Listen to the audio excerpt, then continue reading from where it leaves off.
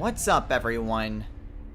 This is All Destroyer 229, and welcome back to Let's Play Bioshock Infinite: Burial at Sea.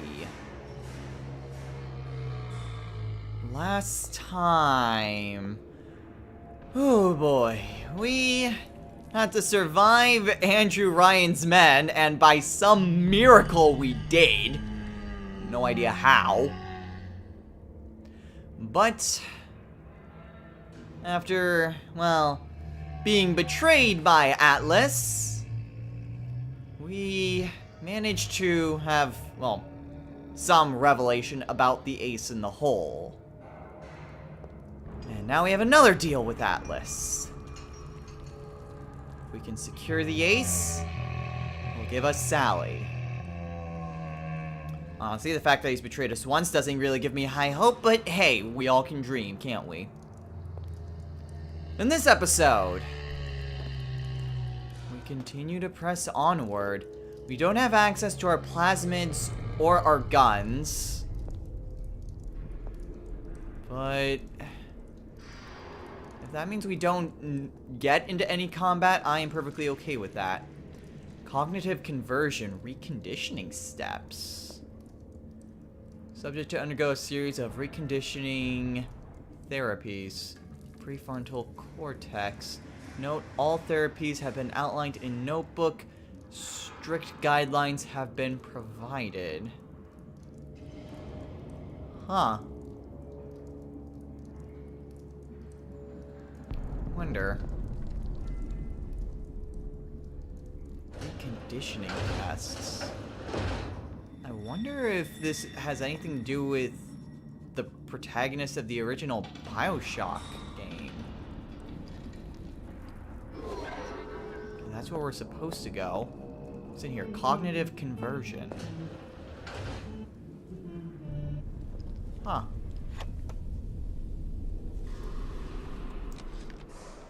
Did you talk to your puppy? She's very pretty. Thank you, Papa Sushong. Break her neck for me. What? Break that sweet puppy's neck. No, please. Break that puppy's neck. Would you kindly? No. No. Very good. There's that phrase. Would you kindly? Suchong, of all the things I know this. It is in your power to be a different man. What can Ryan take from us that we have not already sacrificed at the altar of discovery? They are children, little sisters, and yes, they will forget. But you and I won't. The memories of what we have done fade only with the dimming of all lights. Tenenbaum.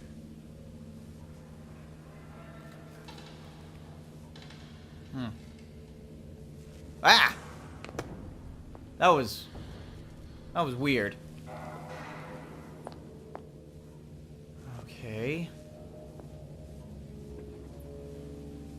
Freaky. And again, I've said it before, and I'll say it again. Welcome to Bioshock. Send to Ryan. Alright. I don't think there's anything more we can learn from here. Doesn't look like we can go down that way. In which case... Protector system, Plasmid 255. Dr. Suchong, client Ryan Industries. Very frustrating day. I can't seem to get the damn big daddies to imprint on the little brats. The protection bondage is just not forming.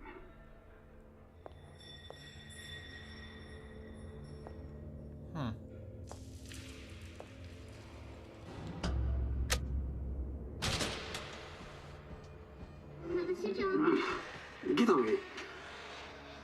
Maybe if I modify the genetic sequence to... sequence to allow for... Get away, you filthy little shit! What? What are you doing?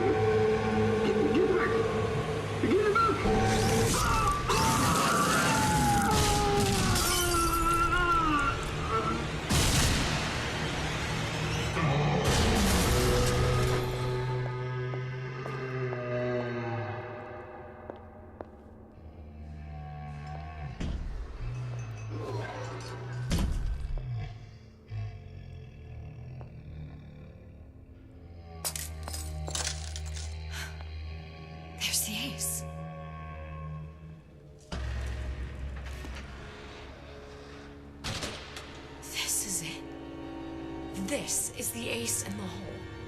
All the pain and all of the death for this. I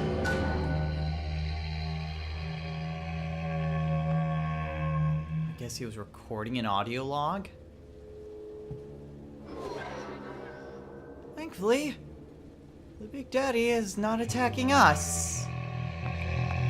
What a horrible way to go. Again, we kind of already saw such a way to go before. I'm just gonna walk away. You three have fun now. Don't let me be on your bad side. Anything through here? No? Okay. Enter wall.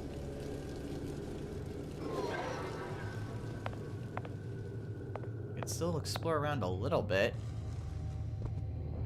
Chong's clinic. Not really much anything else here. Okay. In which case, let's go.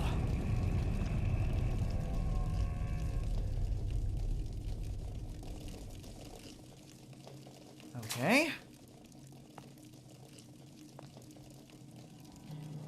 Oh. Hello. Huh. Ah, well, there's Atlas. I think I see Sally with these machines. All this pain and suffering. Hey, sister. Over here.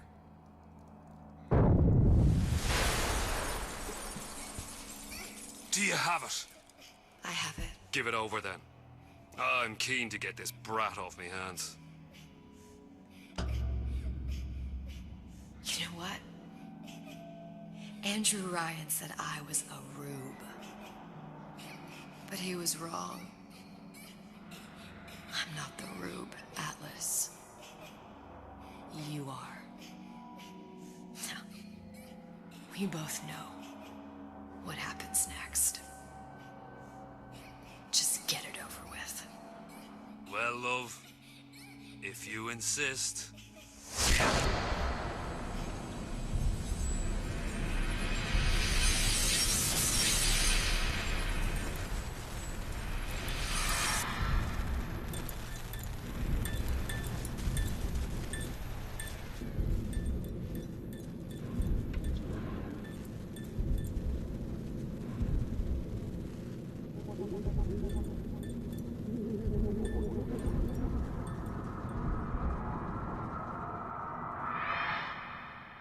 What is this? It's just a bunch of gibberish. What does this say, you little whore? Hey! What does this say?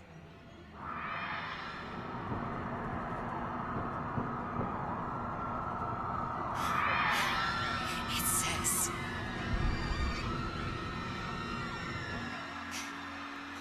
Would you kindly...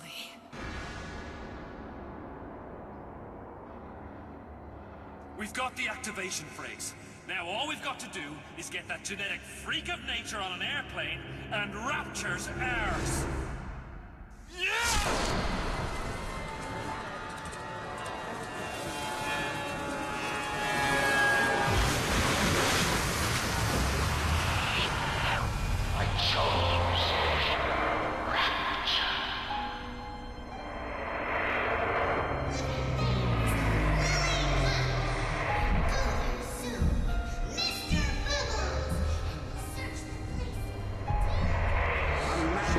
Chooses.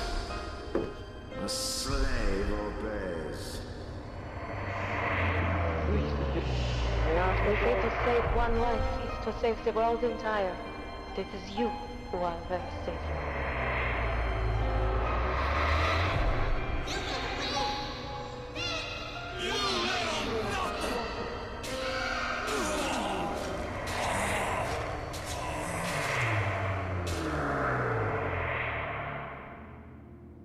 I can see all the doors and what's behind behind all the doors.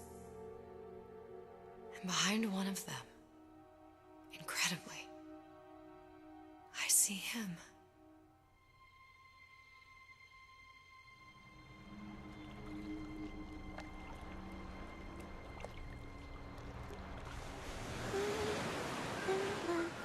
Dans ses bras, elle m'envoie la tuba. Je vois la vie en rosa. Il m'a dit des mots d'amour, des mots de tous les jours. Et ça me fait quelque chose.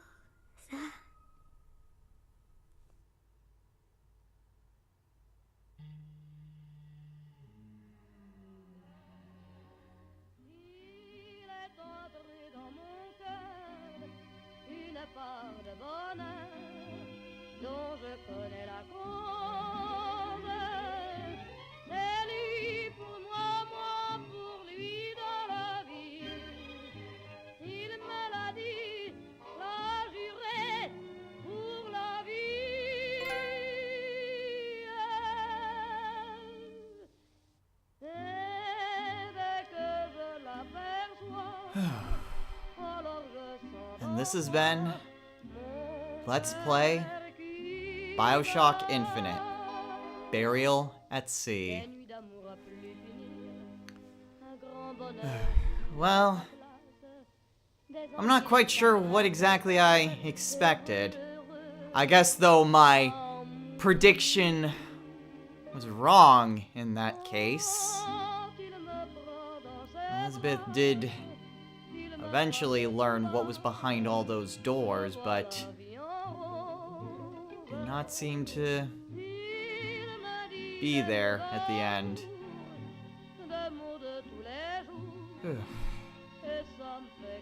I gotta say, this has certainly been a very stressful project. I don't do horror well. I really don't. Now, the first half I was admittedly okay with. It was kind of half and half. It was certainly a lot more, well, it was a lot more survival based, but it was still revolved around combat when I was still controlling Booker. It felt, I guess an apt comparison would be Resident Evil 4, I guess, where there's, well, at least in terms of gameplay, not necessarily tone. But combining survival horror with action, with a more emphasis on, like, managing your supplies.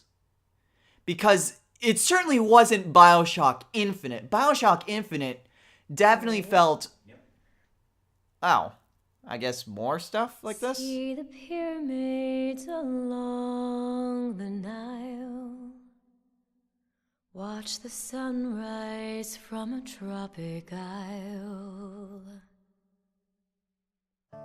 Just remember, darling, all the while you belong to me. See the marketplace in old Algiers. Send me photographs and souvenirs.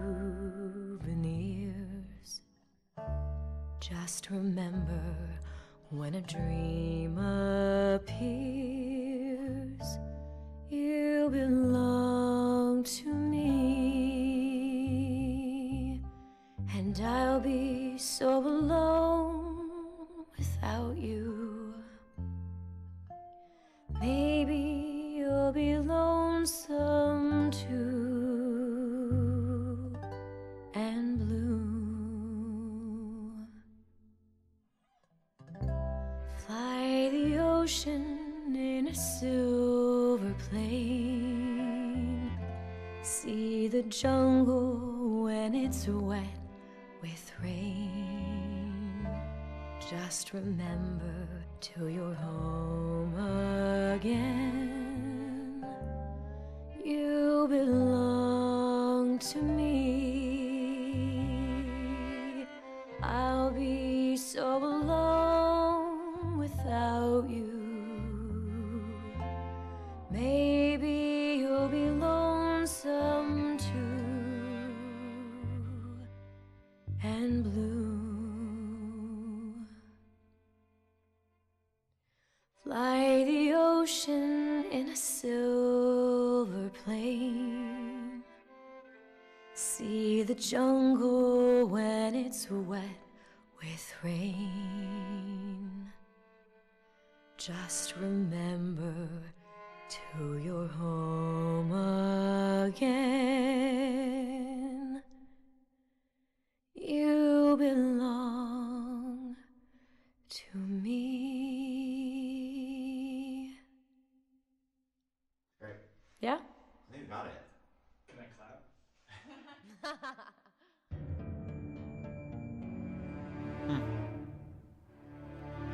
Well, like I was saying, the way that the gameplay was, it seemed like that blend of horror and action, like I mentioned, at least in the first half. Where you do have to worry about inventory management, but it still has that focus on action. It wasn't quite as run and gun as in Bioshock Infinite proper. Part 2, meanwhile, oh boy, it threw all action out the window and just became a stealth game. Which, I mean, stealth was something that I was kind of hoping would be in the main game, but not quite to the degree where that is pretty much your only option. Like I said, I can do stealth if it is an option. I say that because that's primarily how I play, like, Skyrim. I usually go with a stealthy route, but I still have deck out in armor and have powerful melee weapons, so that way when stealth fails, I have a backup plan.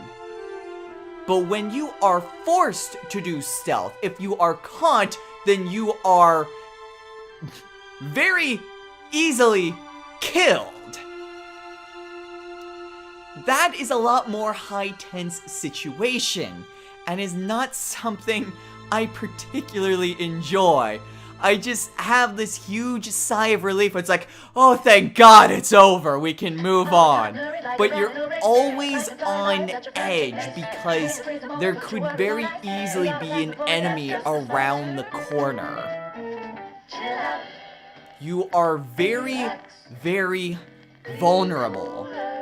And I think that's what puts me on edge and kind of pushes that little, like, ability sense for me to the side, is that there's that feeling of vulnerability, that you are never quite safe. That's what always kind of kept me on edge. And, I mean, obviously I got through this. But it was always just one of those things where it's like, I was always checking behind me. It's like, is there an enemy coming up behind me? No? Okay. How about now? Because especially towards the end when enemies would just come back. Like in the beginning section, like I went back to that lounge quite a few times. And after the initial go through, enemies didn't come back. But then, when I went back to Columbia, those times where the enemies did come back, yeah, that was a little bit more stressful. I imagine, though, that if I had properly used Ironsides, then that might not have been that big of a deal. But Ironsides was such a tricky plasmid to get my mind around, because that is a plasmid that you use when you are caught. And that seems like a panic button, in a sense. It's a panic button in which you can absorb projectiles so you don't immediately die. But I'm always one of those... I always have the sense of thought that I avoid problems. Like, I solve problems by not having the problem to begin with. prevention is pretty much everything. So preventing full-scale combat very much suits how I'm comfortable with dealing with the situation. So Ironsides was just not exactly a good plasmid for me to really deal with. Whew. Is that it though? Or do we get...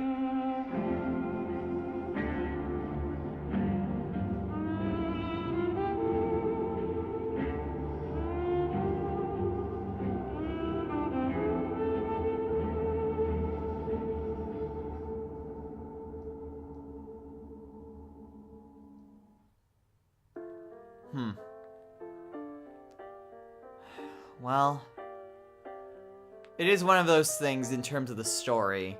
I was actually kind of hoping that Elizabeth was Tenenbaum, because at least then there could have been some sort of a happy ending, but...